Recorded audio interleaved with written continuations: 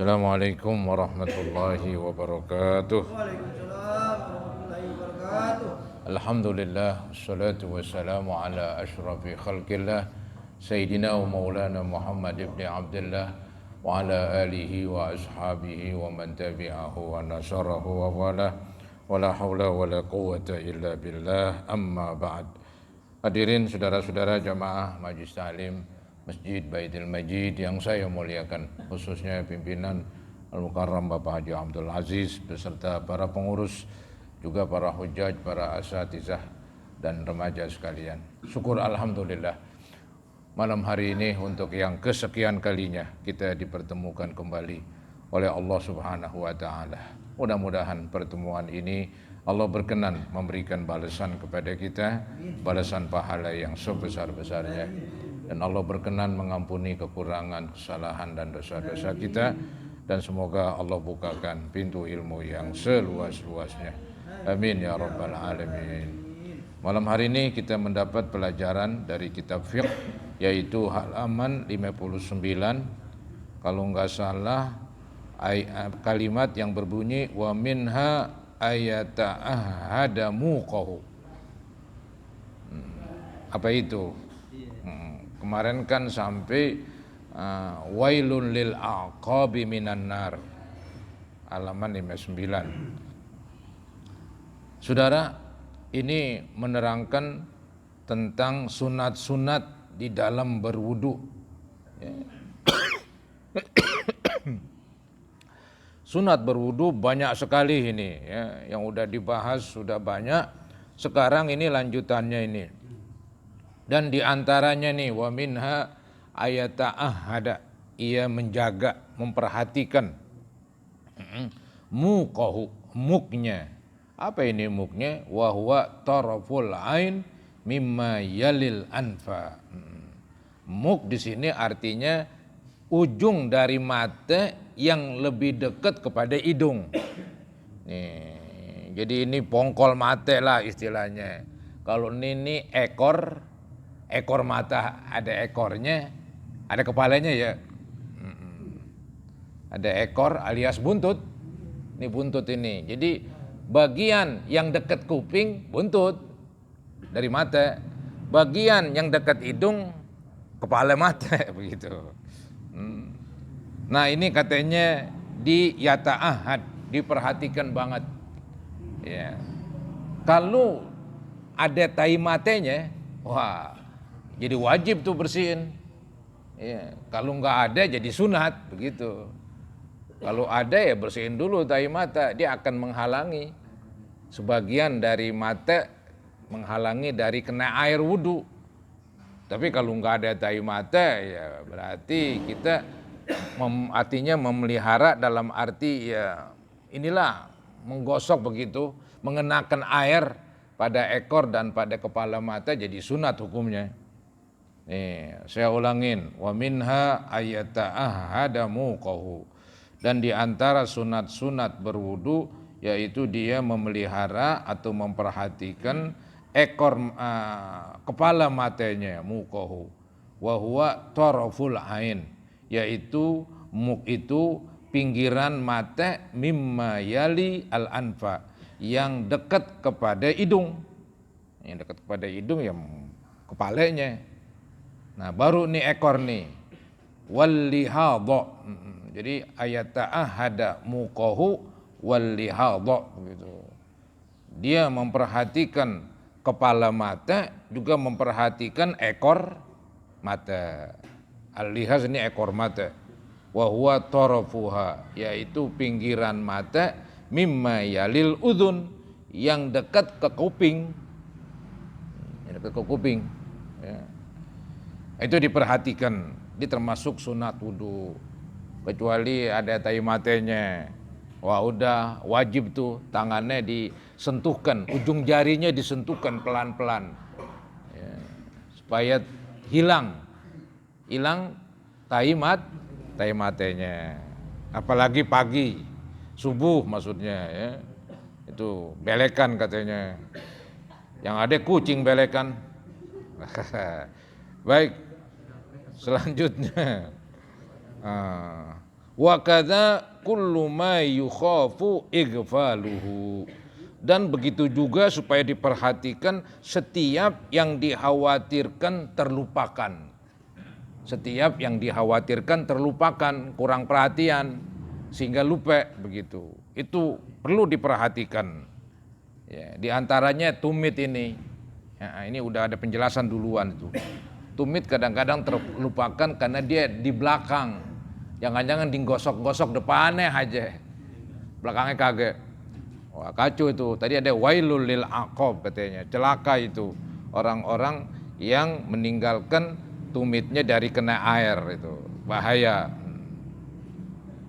Jadi dikatakan wa kadza kullu ma yukhafu ighfaluhu, dan begitu juga setiap yang dikhawatirkan terlupakannya. Wa minha, dan di antara sunah-sunah wudu ayyabda'a bi asabi'i yadaihi, yaitu memulai dari jari-jari kedua tangannya, warijlaihi, memulai dari jari-jari kedua kakinya, in ghasala binafsihi, kalau dia membasuhnya dengan sendirinya, dia yang nuangin begitu, dia membasuh sendirinya dari ujung jari itu sunatnya, dari ujung jari tangan, dari ujung jari kaki begitu. Wudu ini jadinya. Tapi entar kalau diguyurin lain lagi, yang bagus dari atas diguyurin begitu. Kayak kita sekarang di keran, zaman dulu diguyurin. Walaupun ada yang mengatakan dari ujung jari juga gitu. Saya lebih cenderung doyong kepada pendapat yang mengatakan dari atas lebih gampang, artinya lebih merata dan lebih nggak buang-buang air. Jadi dikatakan nih wa minha ayyabda'a bi asabi'i yadaihi, di antara sunat wudu memulai dengan jari-jari kedua tangannya, warijlaihi, dan jari-jari kedua kakinya, in ghasala bi nafsihi, apabila dia membasuh dengan dirinya sendiri, ya artinya dia membasuh dirinya sendiri. Fa in sabba alaihi ghairuhu, maka apabila dituangin sama orang lain, bada'a bi a'lahuma, maka dimulain dari atas keduanya, dari atas kaki, dari atas tangan begitu. Alal mu'tamad, atas pendapat yang dijadiin sandaran atau pendapat yang kuat. Jadi kalau diguyurin itu bukan dari ujung jari, ya, dari sikut atau lebih atas dari sikut begitu. Kalau kaki ya minimal dari mata kaki ke atas sedikit, itu yang wajib. Yang sunatnya ya dari dengkul misalnya. Kemudian apalagi wa minha, dan diantaranya, diantara sunat wudu ad-du'aul masyhur, doa yang masyhur, akibahu, setelah berwudu, ngucapin asyhadu an la ilaha illallah wahdahu la syarikalah wa asyhadu anna muhammadan abduhu wa rasuluh Allahumma ij'alni, dan seterusnya. Doa masyhur akibahu, doa yang masyhur setelah berwudu, sunat katanya. Wa qad taqaddama, dan ini sudah berlalu penjelasannya. Ya, wassalah ala nabi sallallahu alaihi wasallam ba'dahu, dan juga berselawat setelah berdoa. Ya. Jadi setelah berdoa tadi itu Allahumma ij'alni selesai, wa sallallahu ala sayyidina Muhammadin wa ala alihi wa sahbihi wasallam, misalnya begitu selawat. Wa minha, dan di antara sunnah wudu yang lain ayyusolliya rak'ataini ba'dah, ia sembahyang 2 rakaat setelahnya, yang disebut sunat wudu. Itu yang dikerjakan oleh Bilal itu, sehingga Nabi nanya, kok saya udah dengar trompet lu bunyi duluan itu di sorga, ini apa sebabnya nih? Cari punya cari, ya itu kata si Bilal, dia habis berwudu selalu yaitu sembahyang sunat. Kalau dia habis wudu orang udah komat, ya udah, yang penting kan habis wudu sembahyang, begitulah ceritanya. Pas banget habis wudhu orang komat, ya udah ikutin sembahyang jamaah. Masih mau sembahyang sunat wudhu di pojok sono. Oh kacau itu. Yang penting habis berwudhu ada sholat, jangan habis wudhu nggak ada sholat, sayang-sayang istilah saya, sayang-sayang. Maka untuk supaya hilang sayang-sayangnya dipakai buat sembahyang sunat wudhu. Soalnya batal, udah kepake tadi itu wudhunya. Ya. Wa minha tarkut tanshif, di antara sunat-sunat wudhu meninggalkan mengeringkannya, melapnya, tanshif. Tanshif itu kering, mengeringkan. Ya, baik mengeringkan pakai ya kain kali, pinggiran kain atau pakai anduk atau pakai serampi, terserahlah. Yang penting katanya sih yang bagus jangan dilap, tapi ada penjelasannya nih. Bila uzrin, yang bagus katanya jangan dilap tanpa alasan. Kalau ada alasan ya nggak apa-apa, takut kita nih mau langsung habis wudhu jalan. Di jalanan tahu sendiri begitu, debu, aduh, pada berterbangan. Kalau tangan basah, di pada nempel, mendingan gue keringin sekarang. Itu nggak apa-apa itu katanya. Tapi ini sunat aja nih, sunat mengeringkan bila uzrin. Ya dikatakan kalau nggak ada uzur, kalau ada uzur itu lain lagi. Katanya ini jadi makruh, kenapa ini? Li'annahu yuzilu atharul ibadah, karena mengeringkan ya air wudhu yang sudah nempel di anggota tubuh itu menghilangkan bekas ibadah. Namanya bekas ibadah kan bagus, jadi barang bekas kali. Ini bekas ibadah keren, ya bekas ibadah tuh bagus itu. Jadi air yang nempel tuh bekas ibadah, itu ibadah wudhu maksudnya. Itu sayang-sayang dihilangin. Ya, jadi kalau bisa jangan katanya. Amma bi'udrin, ini lawan yang tadi nih. Adapun kalau punya alasan, ada uzur pengen keringin, ya udah keringin. Kabardin seperti dingin. Iya. Lebih-lebih negara Arab wudhu begitu, musim dingin kita yang galap udah kayaknya bukan main tuh beratnya, senet malah ya, jadi sakit begitu.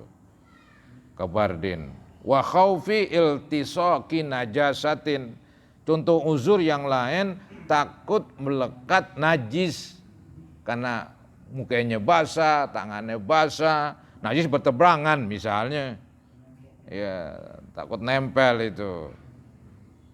Kemudian alasan yang lain tadi kan kabardin wa khaufil tisaqi najasatin wa iradati tayammumin akibal wudu, yaitu uzur yang lain sehingga boleh keringin apabila dia ingin tayamum setelah wudu. Alah, aku mau tayamum setelah, emang ada begitu? Ada saudara-saudara, itu mazhab Syafi'i berpedoman idza amartukum bisyai'in fa'tu minhu mastata'tum. Bila mana aku perintahkan kamu suatu kerjaan, kerjainlah sebisa. Nah, caranya bagaimana gambarannya? Ada orang tabrakan, kakinya perlu digip, dibungkus pakai semen, bukan semen hitam buat bangunan, semen putih namanya ya, iya digip itu. Nah, dia kan berwudu, muka kan nggak digip, ya muka nggak digip katanya wuduin. Muka diwuduin pakai air, tangan pakai air, semua pakai air. Giliran kaki nggak bisa pakai air kebungkus. Ini yang jadi repot. Ditayamumin tuh kaki. Kaki ditayamumin bukan di kaki, di muka sama tangan. Maka tadi kan habis wudu, pada masih langsung pakai tayamum aja. Repot urusannya. Iya, jadi keringin muka, keringin tangan, kita bertayamum. Itu mazhab Syafi'i. Ya, jadi luarnya diusap, dalamnya ditayamumin, begitu. Jadi ada basuhan, ada usapan, ada tayamuman. Begitu, itu mazhab Syafi'i. Yang bisa pakai air, yang nggak bisa ya pakai tayamum. Di samping diusap bagian luar. Repot dah. Ada yang ya condongnya saya sih ikutin air ya air aja. Tayamum aja, pakai aja tuh. Eh, Jadi cukup diusap aja itu kalau nggak salah mazhab Abi Hanifah begitu. Dia punya pedoman nggak bisa campur-campur katanya. Kok tayamum sama wudu kok dicampur begitu cara dia.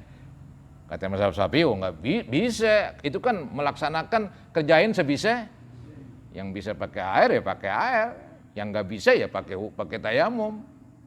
Cara Abu Hanifah nggak bisa cara begitu 2 biji kata campur aduk. Ya, air aja. Tayamum aja begitu. Udah yang enak wudu aja udah pakai air. Ntar giliran kaki diusap aja udah kelar. Nggak usah nanti nampaknya nggak usah ini nggak pakai ulangin lagi. Alasannya kan karena sakit itu kan sesuatu yang biasa. Ya, jadi kerjaan yang sesuatu itu biasa. Kemudian karena terhalang, ya dikerjain sebisa-bisanya, maka dia nggak wajib ngulangin. Ya, nggak wajib ngulangin. Repotnya lagi itu mazhab Syafi'i itu ketika digib pakai ini dulu wudunya, wudu dulu. Sampai yang wudu orang habis tabrakan nggak sadar. Ya udahlah, yang gampangan aja dah. Tuh sembayang masih bagus, ada yang nggak sembayang aja. Ada yang nggak sembayang aja itu masih bagus sembayang. Ya. Saya sih bilang begitu aja udah pakai air aja, tayamum aja udah biar nggak pelepotan dah. Emang disuruh cuci gosok sih tadi. Baik saudara-saudara itu perbedaan memang ya udah. Yang penting judulnya sembayang kan begitu.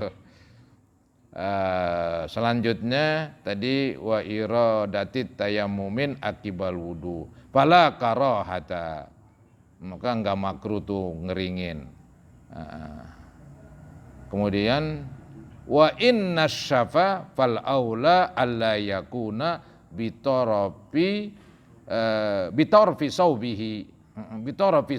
Saya ulangin lagi, wa inna syafa, seandainya diingin ngeringin, fal aula, maka yang utama alla yakuna, jangan sampai dengan bitarafi saubihi, jangan sampai dengan ujung pakaiannya, ujung kainnya gitu ditarik ke atas, gosok katanya. Itu kain itu zail ini, buntutnya. Jadi jangan pakai torop saubihi, ujung pakaiannya ini bajunya, atau wala bizailihi, atau dengan bagian bawah kainnya alias buntutnya. 5 kila, karena ada dikatakan, ada yang bilang innahu yurithul faqra, itu katanya bisa mengakibatkan kepakiran, wan nisyan, membuat lupa mulu katanya. Wallahu a'lam. Ya, jadi keringin jangan pakai ujung kain, jangan pakai ujung baju, karena itu bisa mengakibatkan kepakiran dan selalu lupa, tukang lupa begitu. Wallahu a'lam. Wallahu a'lam udah. Wa minha, dan diantaranya tarkun nafdi, yaitu meninggalkan dari mengibaskan. Ya. Jangan tuh katanya, nggak bagus juga katanya tarkun nafdi, ya, meninggalkan sunat wudu, meninggalkan dari mengibaskan, merontokkan air.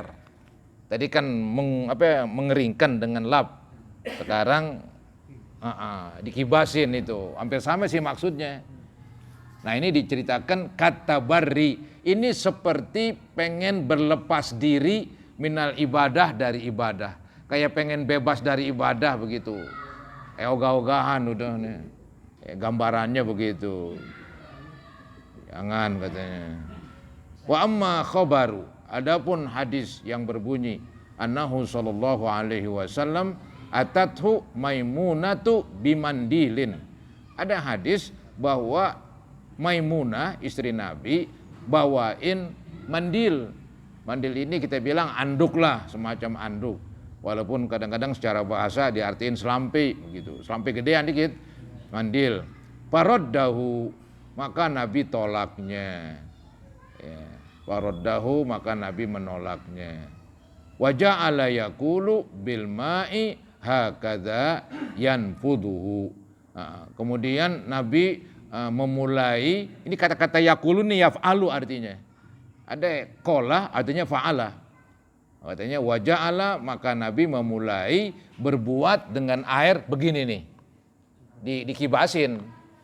Jadi Nabi pernah ngibasin itu, pernah merontokkan air. Ya, maka dia bilang, wah ini menunjukkan boleh, iya, tapi kebanyakan kan enggak. Jadi ya tetap aja khilaful aula lah istilahnya, enggak baik begitu. Walaupun ada hadis katanya bahwa Maimunah bawain anduk, Nabi tolak. Dan Nabi yang kerjain yaitu merontokkan air dengan cara dikibasin. Dikatakan waja'ala yaqulu bil ma'. Maka beliau memulai bukan berkata dengan air, berbuat dengan air hakadha, begini nih, yanfuduhu, dikibasin. Ya.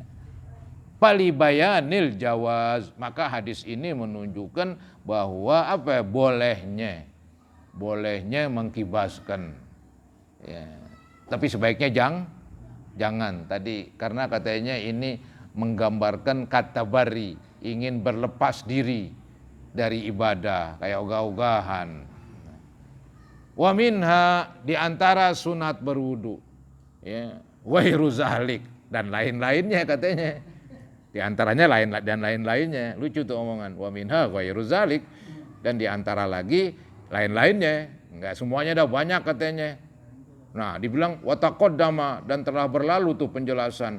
Anna ba'dahum, ada sebagian ulama addaha, menghitung sunat berwudu, yaitu nahwa khamsina sunnatan, hampir 50 sunat. Ini sih enggak sampai 50, maka dibilang tadi, dan diantaranya lain-lainnya. Tapi enggak disebutin. Dibilang ada sebagian ulama katanya menghitung sunat-sunat wudu ada 50 sunat, khamsin. Ya. Tatimmatun. Ini sebagai penutup tentang sunat-sunat wudu ini. Yusannul wudu, ini disunatkan berwudu. Ya. Tadi kan sunat di dalam berwudu. Tadi kan yang diceritakan sunat lagi ngerjain. Kalau sekarang nih dianjurkan berwudu. Wudu nggak wajib, lain lagi ceritanya nih. Yusannul wudu, disunatkan berwudu. Tadi kan sunat-sunat ketika ngerjain wudu. Sekarang dianjurin berwudu. Liqiraatil Quran. Baca Quran sunat, memegangnya lain terus wajib. Ya, yusannul wudu liqiraatil Quran. Sunat berwudu ketika mau baca Quran. Wasamaihi, ketika mendengarkan Al-Quran. Ya. Wal hadis, ketika membaca dan mendengarkan hadis ini.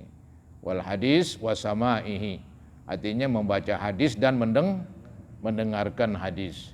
Wariwayatihi, dan meriwayatkan hadis. Ya, menyampaikan lagi, menyampaikan lagi itu hadis yang didengar.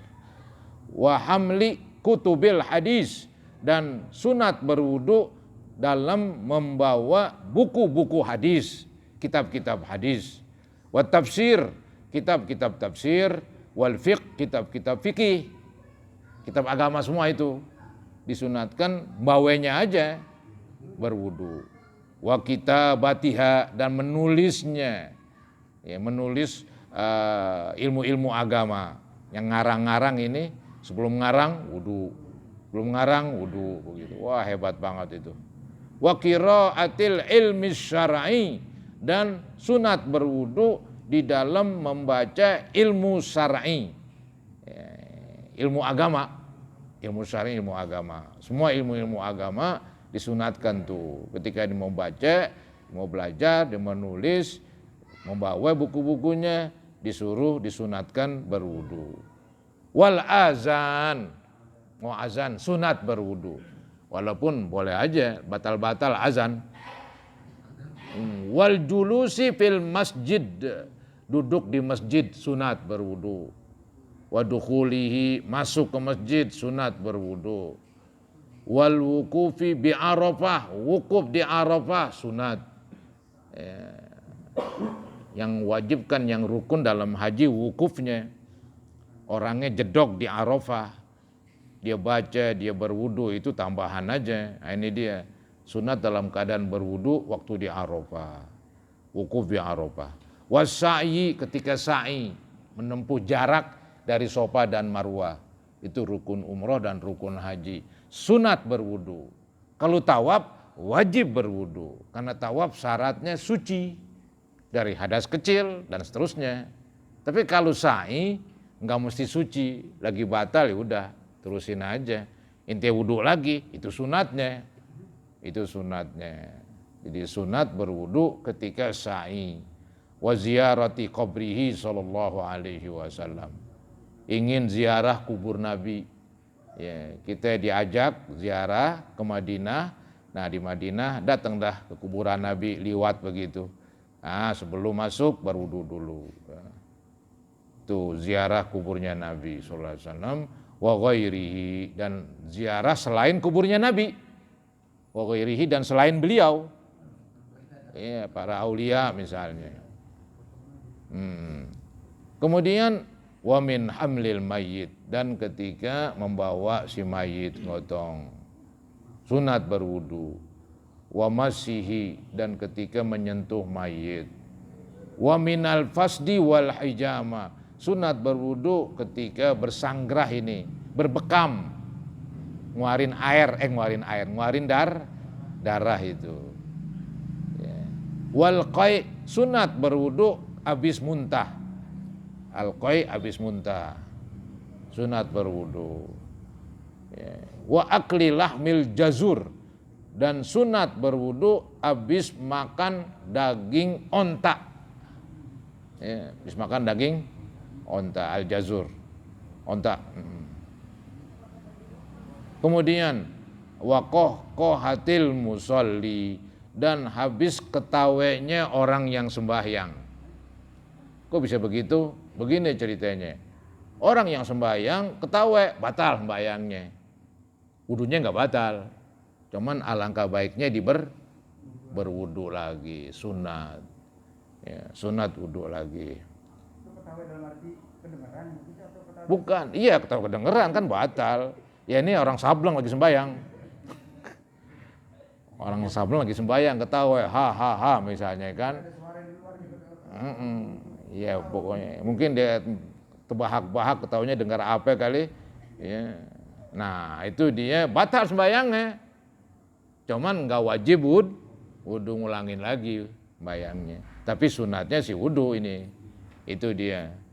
Wal qohqohah itu. Wa qohqohatil musolli. Walin naum, mau tidur. Walin naum, mau tidur berwudu. Wal yaqozoh, bangun tidur berwudu, sunat. Wa indal ghodob, ketika kita marah, ya, ngilangin marahnya, wudu biar adem.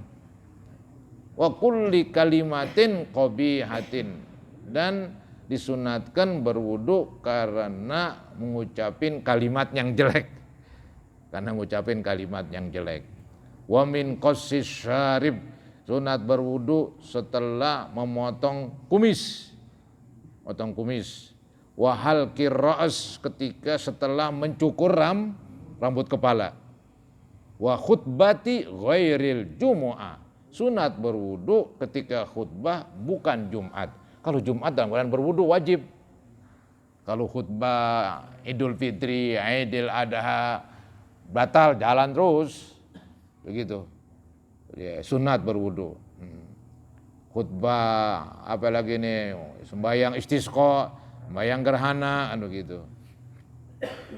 Jadi khutbah selain Jumat sunat wudunya. Wa min lamsir rajuli awil mar'ati badanal khuntha, dan habis menyentuhnya laki-laki, menyentuhnya perempuan, badannya banci. Nah, ini repot nih omongan. Ini banci, memang benar-benar banci ini, bukan jadi-jadian. Punya dua alat begitu. Jadi dia banci muskil namanya, banci yang menyulitkan nih. Ini laki apa perempuan, perempuan apa laki begitu. Punya dua alat. Saya menyentuh banci, nggak najis. Kan dalam mazhab Syafi'i kan menyentuh lain jenis kan batal. Saya nggak batal, dia kan banci. Boleh jadi dia laki, saya laki, dia laki. Begitu. Ntar ada perempuan menyentuh banci, mengatakan boleh jadi dia perempuan. Nggak ada yang batal, udah nyentuh dia. Karena dia boleh ini, boleh itu. Mungkin ini, mungkin itu. Iya. Jadi siapapun yang menyentuh nggak batal. Itu yang disebut. Nah ini tapi sunat berwudu. Walaupun nggak batal, sunat berwudu.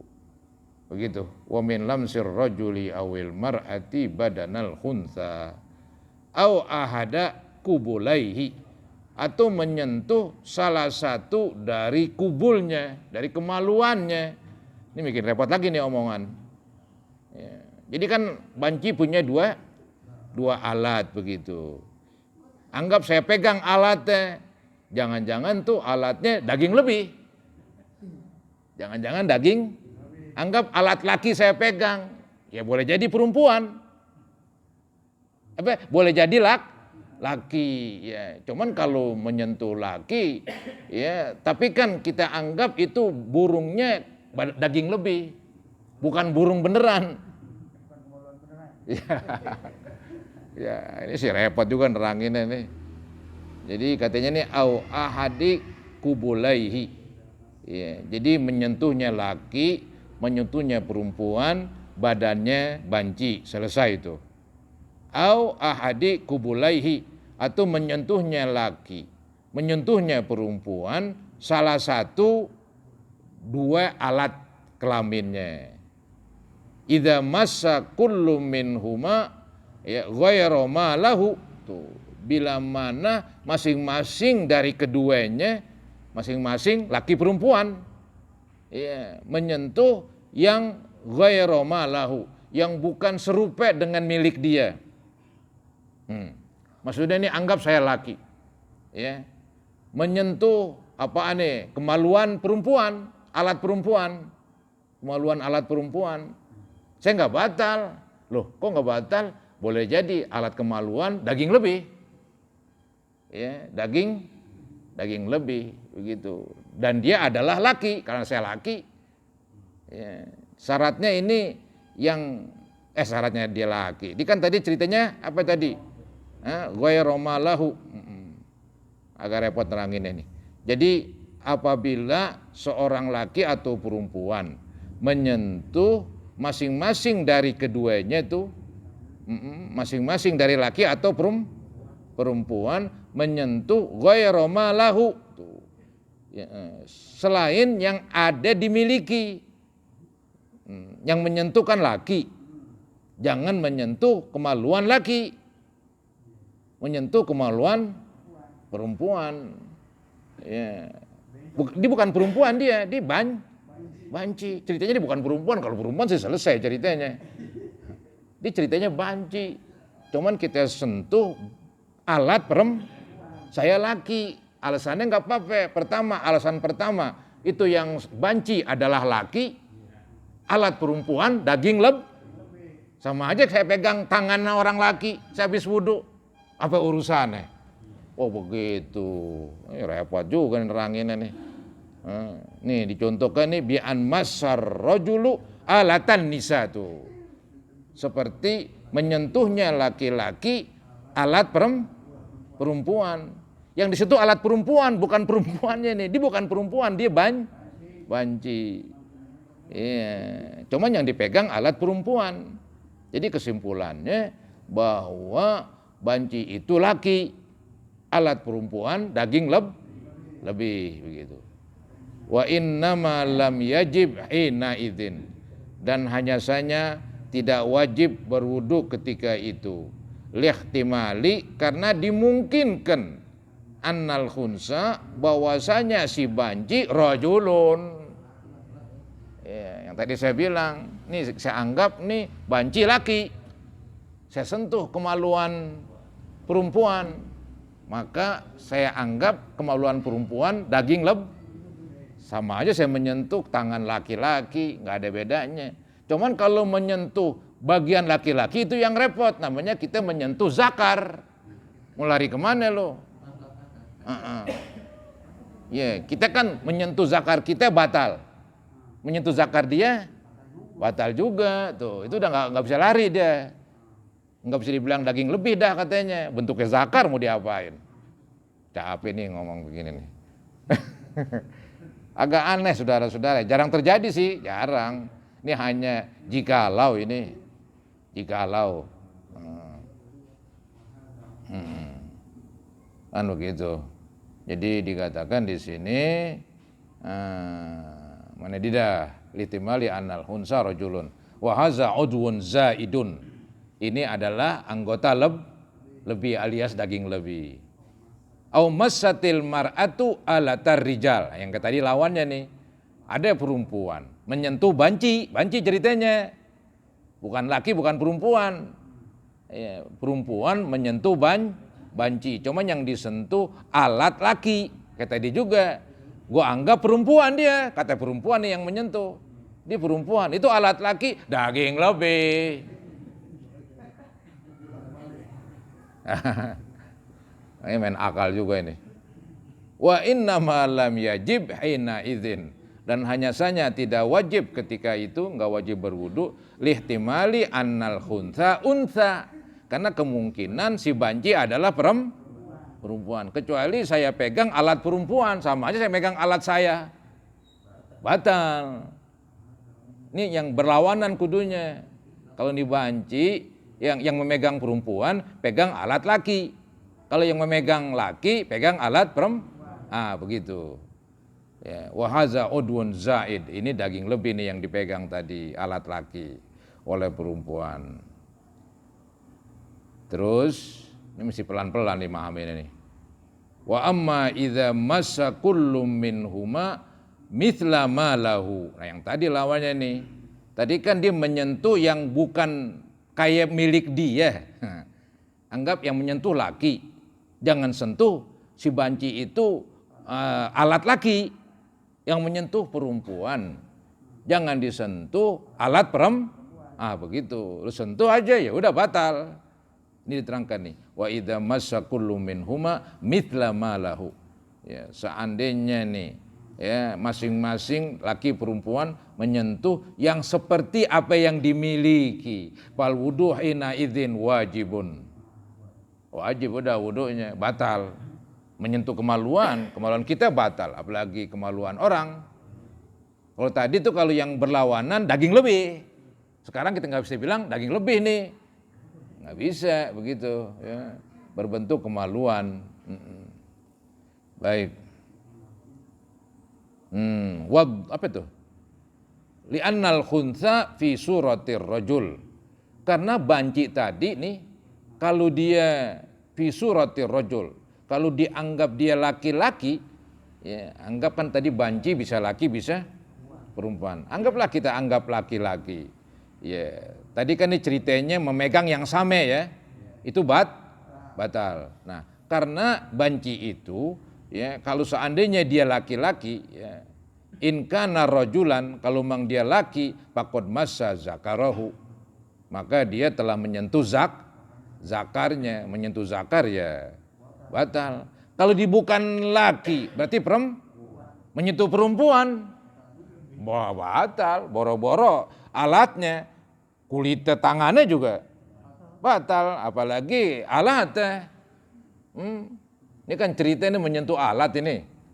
Ya, menyentuh alat. Maka tuh yang gak batal kalau dia menyentuh yang gak ada ame dia yang menyentuh itu, yang menyentuh orang laki. Jangan sentuh kemaluan laki, kemaluan perempuan. Kalau dia perempuan, jangan sentuh kemaluannya perempuan. Tapi kemaluan yang lakinya itu. Ya. Dan orang yang disentuh ceritanya banci, itu jangan dilupa itu. Kalau ceritanya laki ntar ya kacau dah tuh dah. Laki benar atau perempuan benar. Wa in kana untha faqad lamasa. Tuh. Kalau perempuan menyentuh kemaluan perempuan, ya udah mau enggak mau batal, pasti dah. Ya. Kalau dia perempuan batal karena menyentuh kemaluan banci yang perempuan. Kalau dia laki Nah, berarti perempuan bersentuhan dengan laki. Batal, mau lari kemana juga batal katanya. Waqad lamasa wa fi suratil mar'ati bil aqs. Dan kalau kita rupakan itu dia perempuan, nah ini berlawanan dengan tadi begitu ceritanya. Wadhabit, dan patokannya annahu yusannu, bahwasanya disunatkan ya man kullu ma fihi khilafun, disunatkan orang yang setiap ada perbedaan. Maksudnya ini kayak tadi tuh ada perbedaan, di sini dicontohin kamasil amrodil hasan, ya, seperti menyentuh anak muda yang belum kumisan, belum jenggotan. Anak mudanya ini masih kecil, ganteng banget ini. Ini dikhawatirkan ini batal. Bukan batal, sunat berwudu. Cuma dikhawatirkan doang, tapi enggak batal benar-benar ini. Jadi ini yang dikatakan menyentuh orang yang beda. Biasanya kan anak laki ya, maaf nih, ada kumisnya biasanya. Ini anak laki ini ganteng, kumisnya enggak ada, jenggotnya enggak ada. Percis kayak cewek. Ya, cewek begitu, menyentuh dia sunat berwudu. Itu namanya amrod al-hasan itu. Amrod itu yang enggak ada kumisnya, enggak ada jenggotnya begitu. Orangnya ganteng. Ntar orang demenin, sodomi ntar. Kan begitu, takutnya disodomi.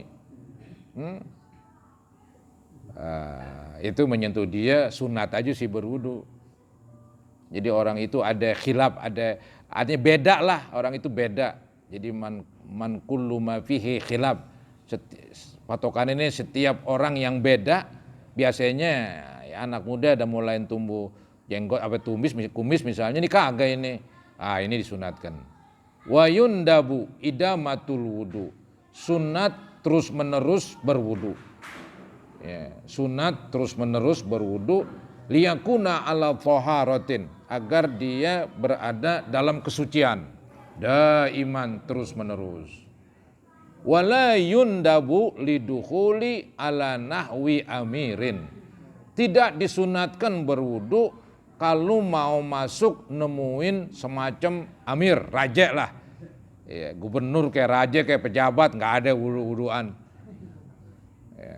Tadi kalau nemuin kuburan nabi, kuburan wali disuruh wudu, ini raja kagak dah katanya. Wa akdi nikahin, waktu akad nikah nggak perlu dalam keadaan berwudu. Wa lubsi saubin, dalam keadaan memakai pakaian nggak perlu berwudu.